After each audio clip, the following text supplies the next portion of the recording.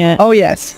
Absolutely. You may have seen her on the Hallmark Channel wearing her famous split Eagles-Chiefs jersey or gifting her son's chocolate chip cookies ahead of the Super Bowl. She's our favorite Disney expert. My girl is Dee Dee, my mother-in-law, and now she's officially not going to lie. Donna Kelce, welcome to the show. I'm excited to be on the show. I can't stand it. This is great. And I mean, here of all places. I know. Can't get any better. I figured if we were going to do the Donna Kelce episode that everyone's been asking for, Perfect. Perfect place to do it. Every time you walk in the gate, it's just like you feel like you believe in magic all over again. Yes. Yes, you do. That's a great feeling. Now, how does it feel to be one of our most requested guests? Oh, that's interesting. Uh-huh. Oh, they must know I have a lot of dirt on the boys. I think they know I'm going to ask the questions to get there. There you go. Uh-huh. Perfect. Now, you know all the ins and outs of Disney, so we're going to get into that. But first, the real ones, for some reason, always want to hear more about our family. So we'll start there. I don't know if I've talked about the first time that I met you on the podcast yet. I've talked about the first time I met Travis. It was the Pro Bowl trip to Hawaii. Yeah, we were in Hawaii. Yep. Yeah. Do you remember the first time that we met? Yeah. I believe it was an Eagles game. Yes.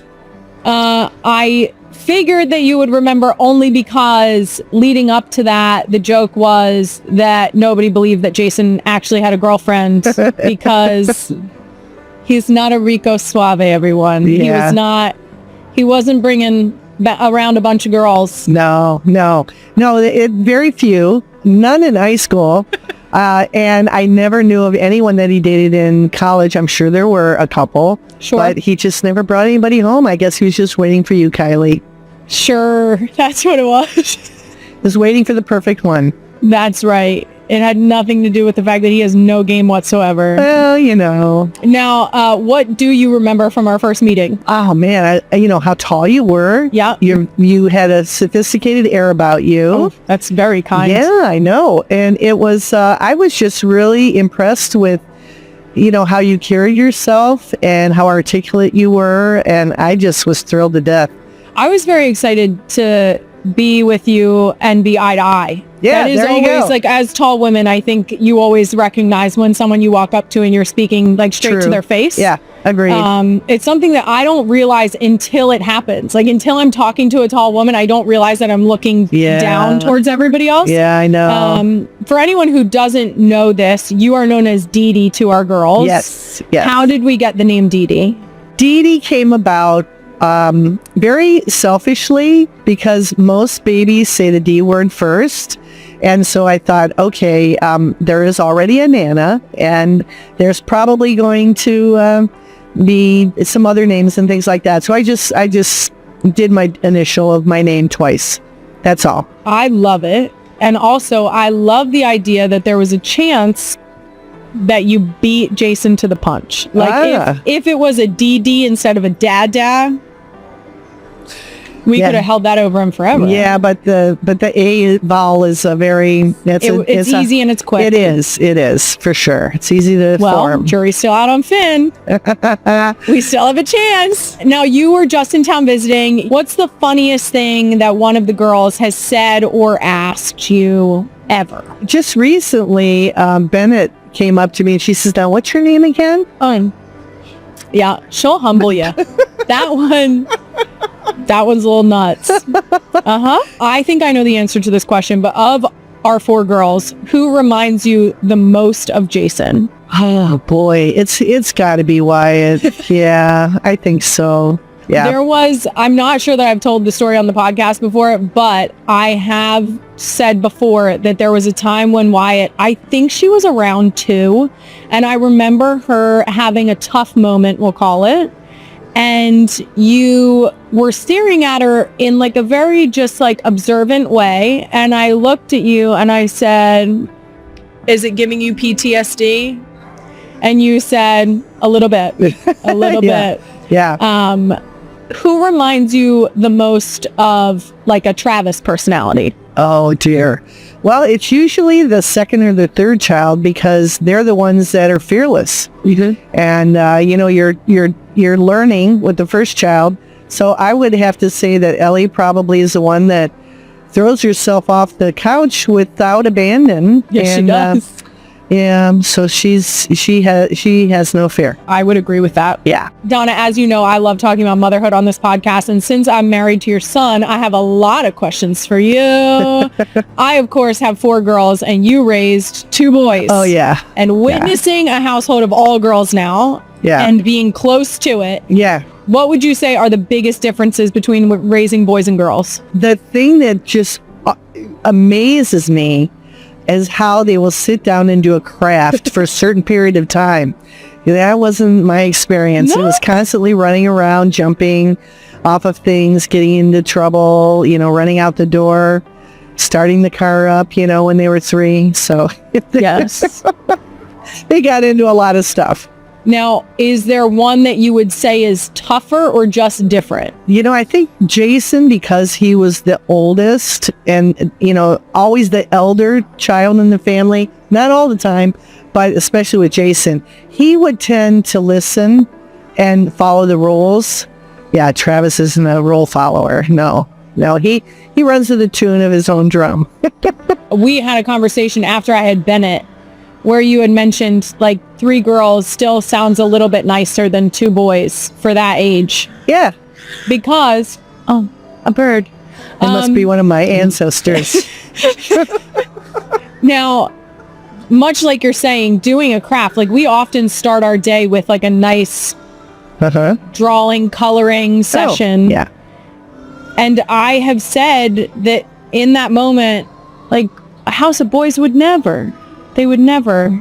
No, they're breaking the crayons. It's like I saw one time 2 different fields. There was a field full of boys playing soccer and a field full of girls playing soccer. The girls, you ask them to get in a circle and kick the ball between each other. With the boys, one's, playing basketball with the soccer ball. They are, hitting each other. They're wrestling on the floor. They're doing everything but what they're told to do. So, yeah, completely different. It might be tougher for us later. Yeah, sure. Could be. Yeah, for sure. Now, I also couldn't have you on and not ask about the famous story of Jason with the knives in the front yard. Oh, geez. Yeah, I had just picked him up from daycare and we had gotten home. And I decided I was going to go upstairs and change because I had my, work outfit on.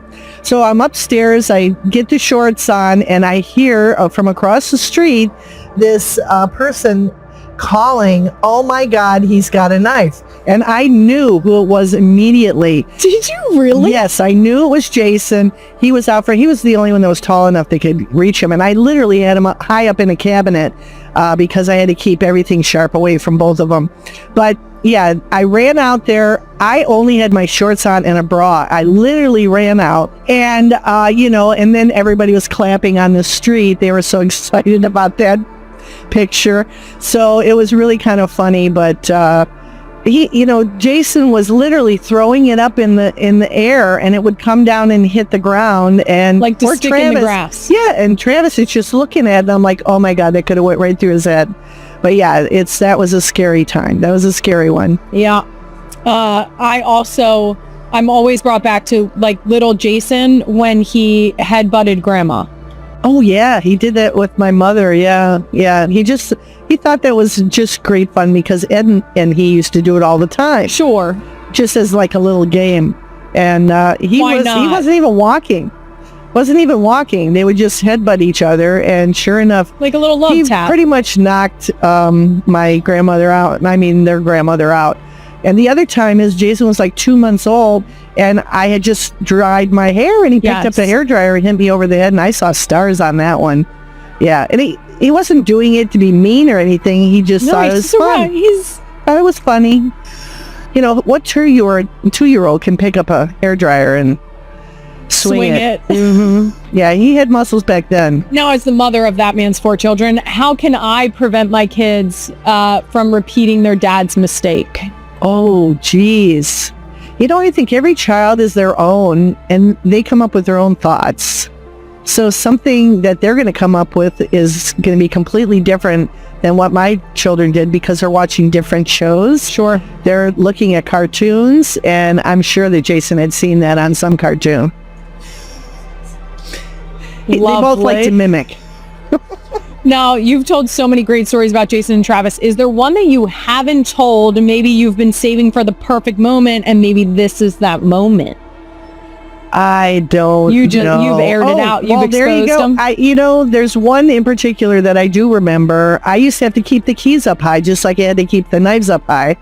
And Travis, for some reason, was opening up the drawers, and he was climbing up them. He was 3, climbing up the cupboards to get to the keys.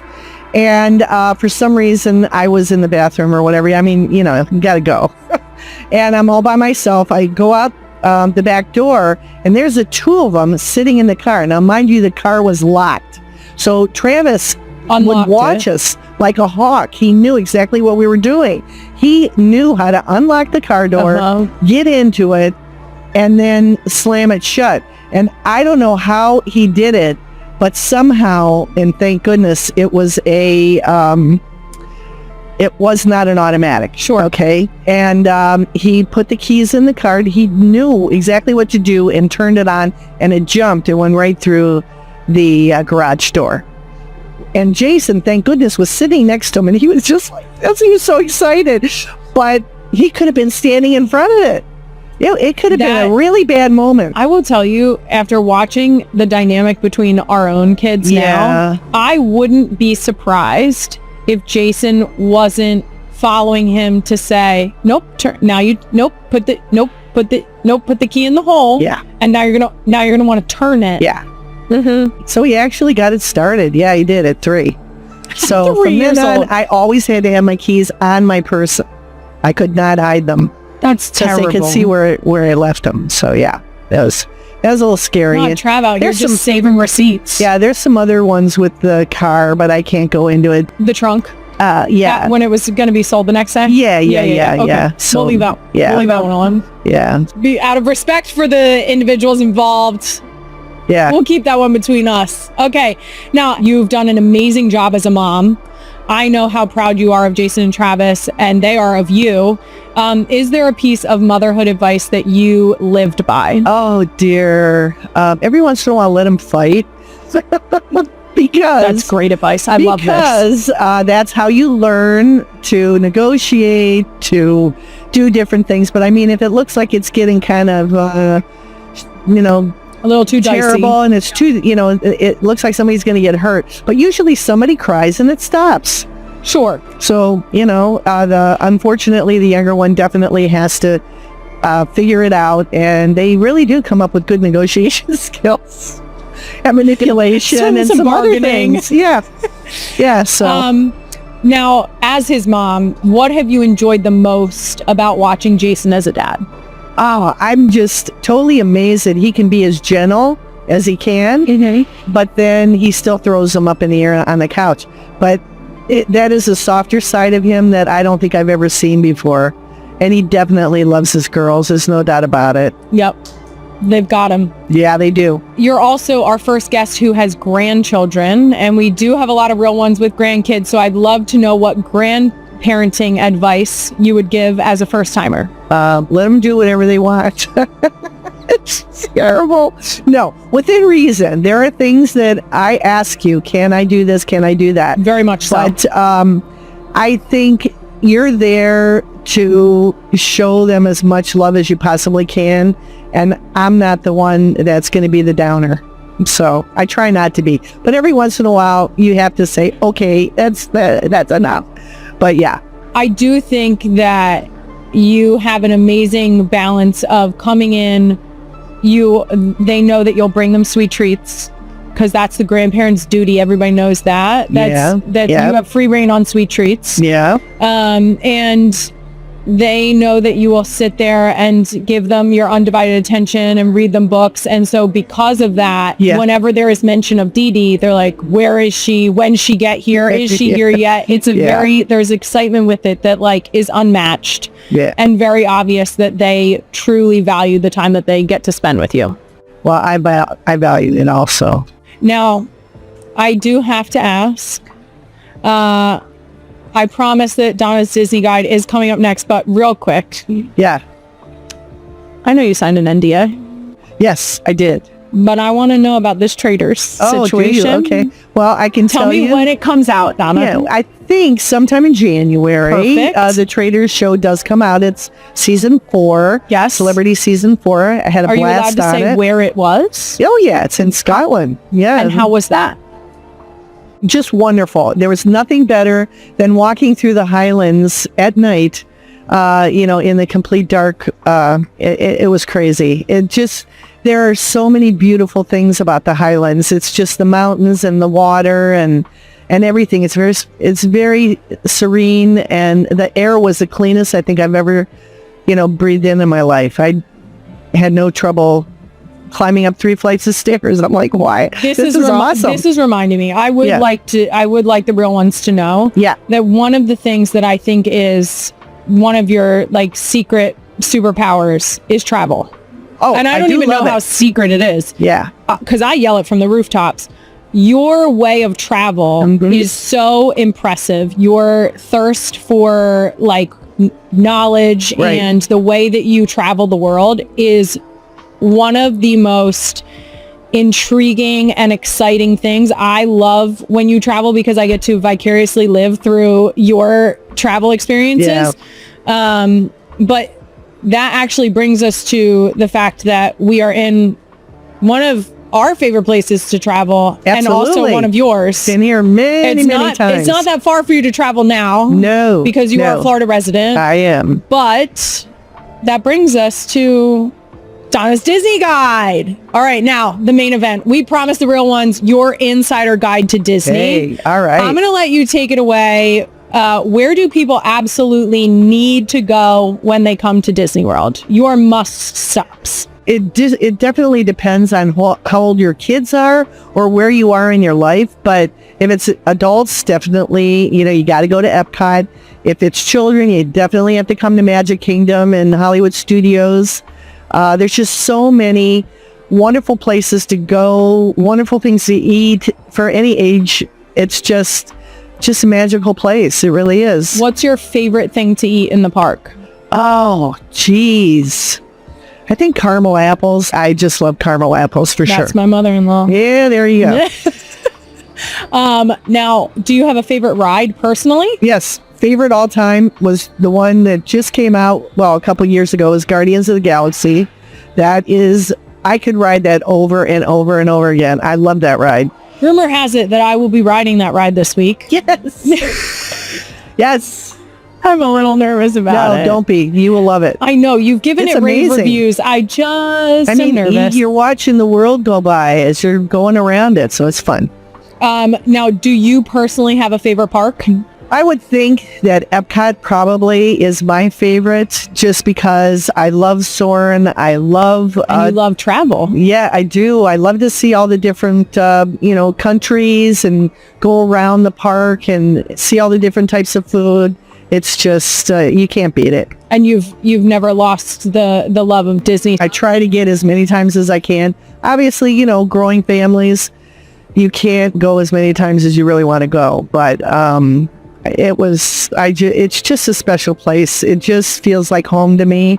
And it's just this feeling like you're just free of all the strife and things that are happening in your life that are weighing you down. I also really appreciate that you have made this your home and that we get to come and not only visit Dee Dee, but get caramel apples together. For sure. That's good. That's always the best. Thank you so much for coming on Not Gonna Lie. No problem. It has been incredible having you. Thank you. Specifically in the happiest place on earth. It doesn't get any better. It's magic. I know. It's the Disney magic. Yes, absolutely. Now, before we wrap this episode, I have one more surprise. We need tiny humans. Travis Kelce and the Kansas City Chiefs are enjoying their bye week, with their next matchup set against the Denver Broncos on November 16th. In previous seasons, Kelce has used this break to spend quality time with his fiancée, Taylor Swift. Last year, the couple attended a New York Yankees game in New York City during his time off. This year, they're once again in New York. The pair were recently photographed having dinner at the Polo Bar, both dressed in black and holding hands. During the November 5th episode of the New Heights podcast, Kelce's brother, Jason Kelce, tried to get details about Travis's plans. Travis laughed off the question, firmly responding, no chance, making it clear he intends to keep his personal life private. Swift had already been spotted in New York ahead of the Chiefs game and was later seen dining with her friend Gigi Hadid. It remains unclear when Kelce joined her or how long they plan to stay before he returns to team practice. For now, the couple appears committed to keeping their schedule under wraps. Behind the scenes, however, they are reportedly busy. According to US Weekly, the two are actively planning their wedding and searching for a permanent home together. Sources say both are deeply involved in the wedding preparations, and Swift finds it endearing that Kelce wants to participate in every detail. Despite their high-profile careers, they reportedly cherish a quiet, low-key home life. Insiders also reveal that when they're together, they intentionally unplug, turning off their phones and avoiding distractions to enjoy uninterrupted time with one another. Swift has openly spoken about her dream of a peaceful future with Kelce. In her song, The Life of a Showgirl, she sings about wanting children, a quiet neighborhood life, and being left alone by the outside world. During an interview with Zane Lowe on Apple Music, Swift explained that meeting Kelce made her believe she could embrace those romantic dreams.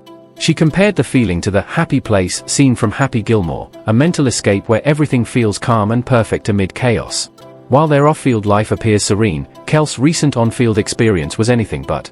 The Chiefs traveled to face the Buffalo Bills at Highmark Stadium riding a 3-game winning streak.